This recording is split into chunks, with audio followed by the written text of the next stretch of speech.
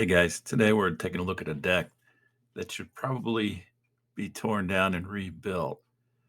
But aside from that, let's assume it's not going to be. So let's take a look and see what we've got going on here. So, first thing I want to look at, it looks like this deck has been put together in three pieces. This section with the steps looks to be an add on later on. As you can see, the way they've attached the stringer with a couple of screws holding it to a backing board. That's all they've done. But also, they realized that, hey, let's add this 2x4 here across as another way to secure the stringers from falling down. It's just not going to last that long, and I wouldn't want to use it. The other thing here, this new addition to this deck, you can see where they've got some smaller hangers, some taller hangers. You always want to use hangers the right size. You want to fill all the holes. You want to use all the indents on those hangers, but certainly you want that to cup the whole piece of wood there. So let's move down a little bit further and take a look at this deck. The real surprising part of this deck, there's many parts to it, but in this case, this end of the house, they've added on, and what they've done with the posts is most surprising. Let's take a look here as we walk down. We're looking at the posts that are supporting the outside edge of the deck.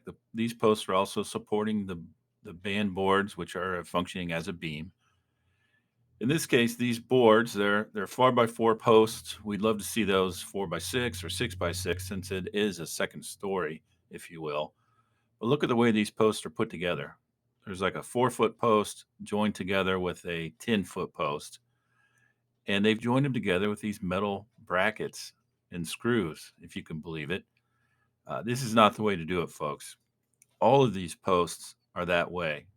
Now, this post right here, which carries a lot of importance because of its attachments, even cut at the top. There's a line there you can see that's been cut. And some of these aren't even connected that well. You can see they're angled in the bolts that aren't right in here. You can see they're angled in. They're not really holding much. They're barely inside that wood post when they get here at that angle. Just a lot of points that are safety related, safety concerns.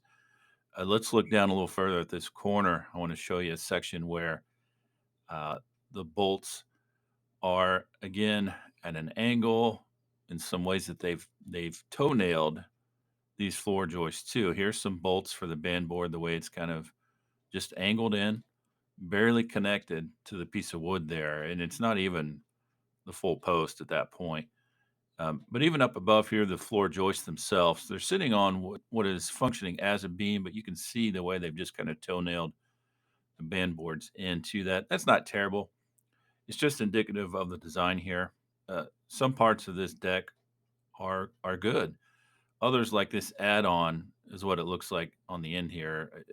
You've got hangers, but you're missing the lag bolts. You've got one right there, and then you've got 4 feet. You got another one.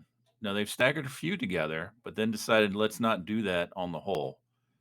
You'd rather see them staggered in an up and down pattern each bay there. Here you've got a bolt right next to a major cut in that piece of wood for ledger board.